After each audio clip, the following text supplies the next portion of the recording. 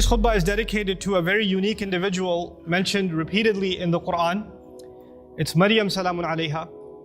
And the reason I decided to give a khutbah on some aspects of her life that Allah highlights in the Quran are actually inspired by a question somebody asked me this week. Somebody came to me this week and said that they've had a very close relationship with Allah since childhood, and that they've made dua to Allah from a very early age, praying tahajjud, even when they were a teenager.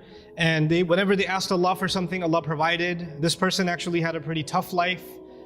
Father passed away at an early age, no brothers, and this woman has lived a pretty lonely life and basically decided to really truly depend on Allah. And so as she grew and developed in her years, she found that Allah miraculously answers her prayers. Every time she asks Allah for something, Allah has never left her prayer unanswered.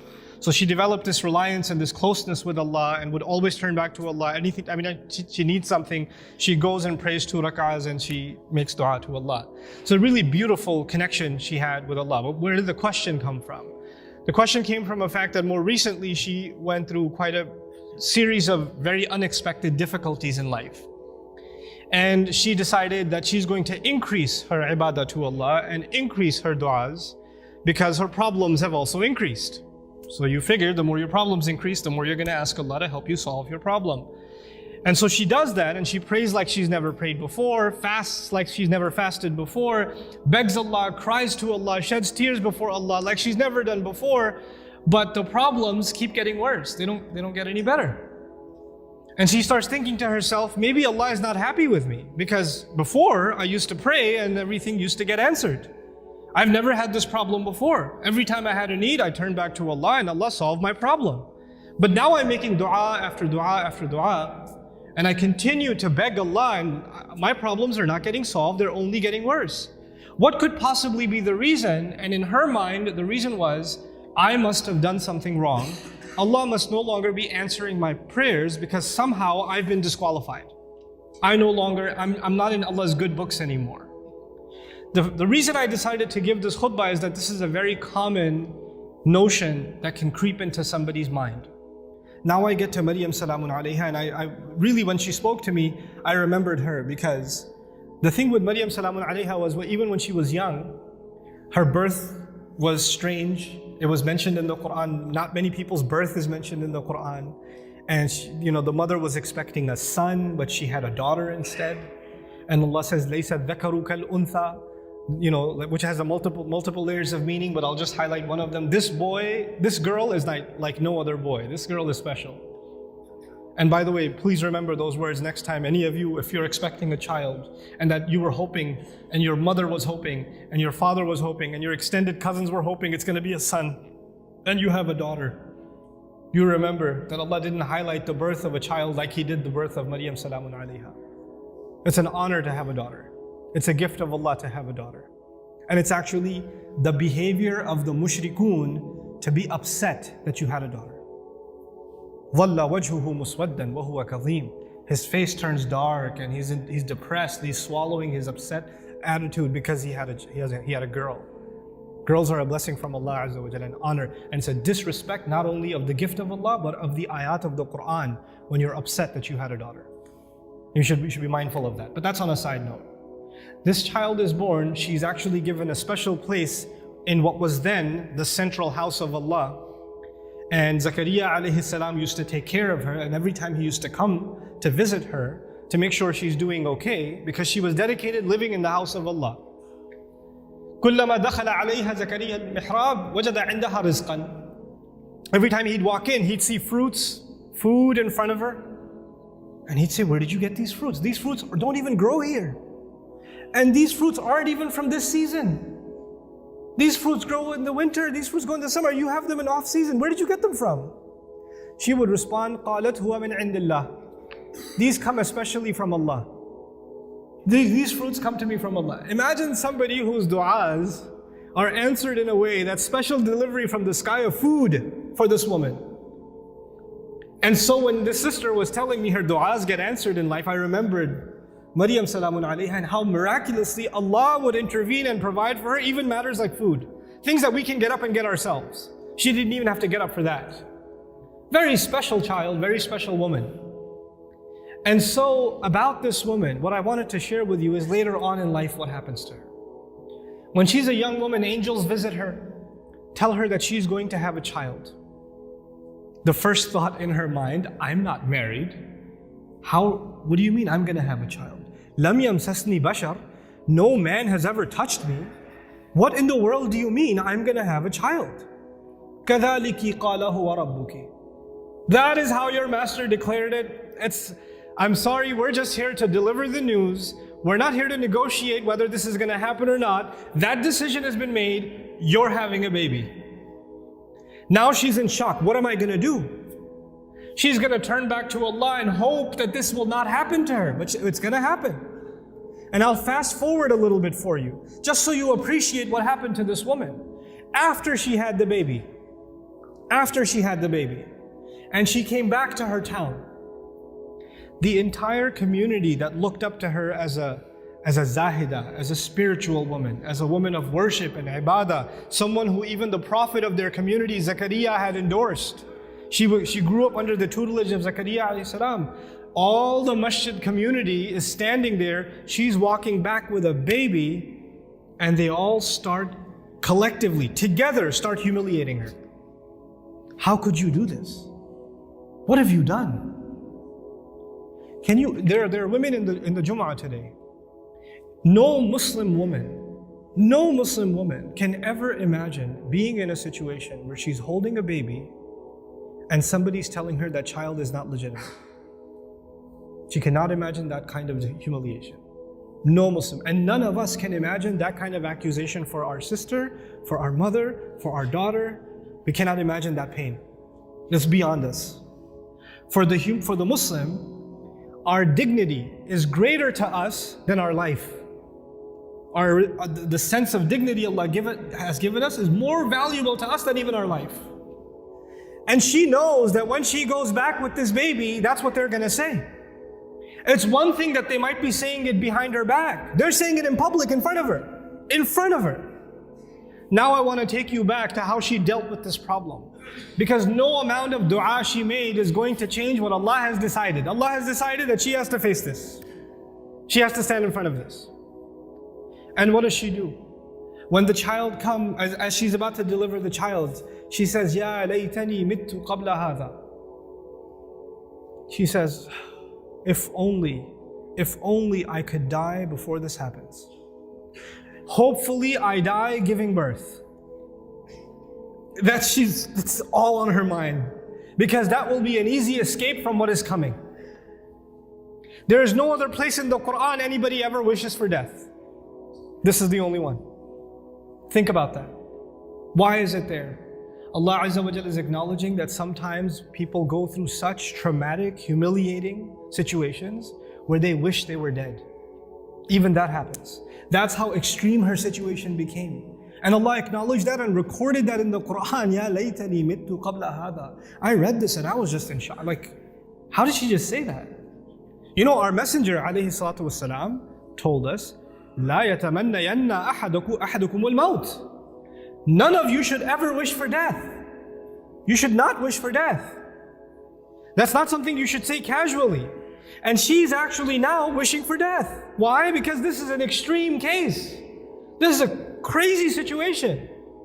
And so, the humiliation she will face is far worse than death. So she says, Ya laytani mittu qabla hada. There are going to be, this is in the Quran for a reason.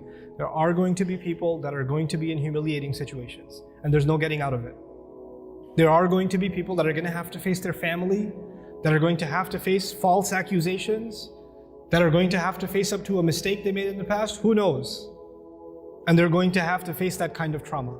And they'll have to find comfort in the example of Maryam salamun alayha. But she didn't stop there. She said, وَكُنْتُ نَسْيًا مَنْسِيًّا. 2 words, نَسْيًا, مَنْسِيًّا. It was incredible words. Nasi in Arabic, they say fa'al and fi'l, these 2 awzan. They say nisi also. In one qira'ah it's nisyan. In another qira'ah it's nasyan. This is similar to dhibh. In the Arabic language, you have 2 kinds of words, dhibh and mathbuh. Nasi and mansi. The first of these words is actually used, I wrote this down for you. وَلَا يُقَالُ لِلْكَبْشِ ذِبْحْ إِلَّا إِذَا أُعِدَّ لِلذِّبْحِ. For an animal, for a goat or a ram, you don't call it dhibh until it's ready to be slaughtered. It hasn't been slaughtered yet. Once it is slaughtered, it's called dhabih. It's called madhbuh. Not before. Before it's called dhibh. She uses two words. Common translations say, I wish I was dead, I wish I was forgotten. That's what the translation says. But there are two words of being forgotten. One of those words, nasyan, actually means I wish, even though, because she's away from the masjid, right? She's not back home. I hope nobody ever misses me. They don't even ask the question, where did Maryam go? I wish I could be invisible, forgotten from people's memories right now, and nobody even has the thought of me. This is nasi. Nobody even thinks I existed. There are people that go through the kind of depression and anxiety where they don't come out of home.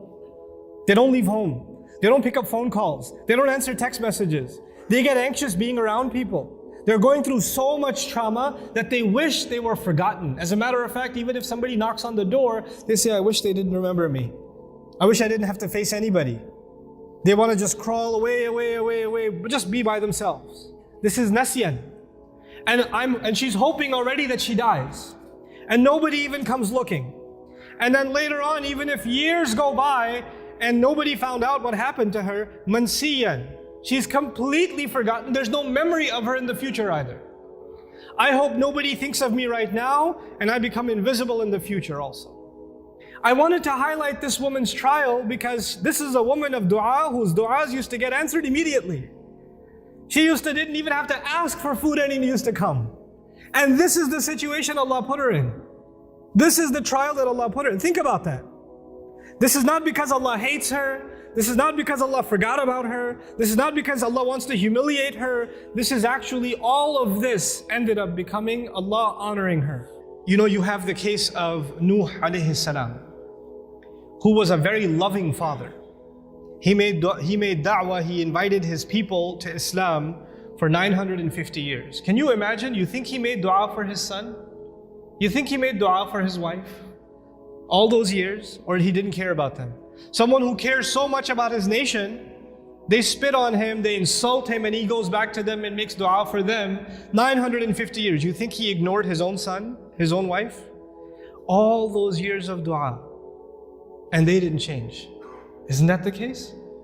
Does he blame himself? Yeah, maybe I didn't do something right. Or maybe Allah stopped listening to me.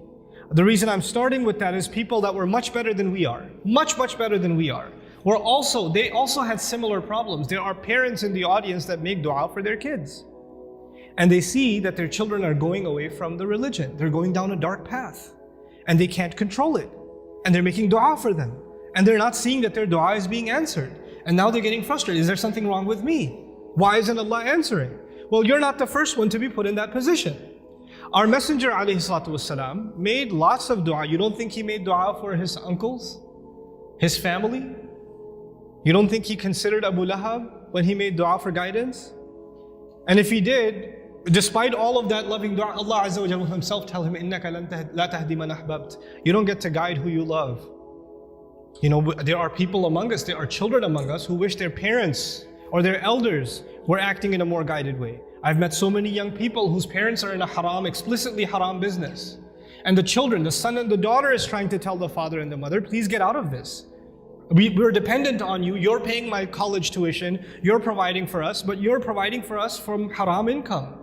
And I'm not in a position to provide for the family right now, but this is wrong. And then they're told you're being disrespectful, you shouldn't talk back to your parents, etc., etc. Now, it's the flip side. It's the children making dua for the guidance of their parents.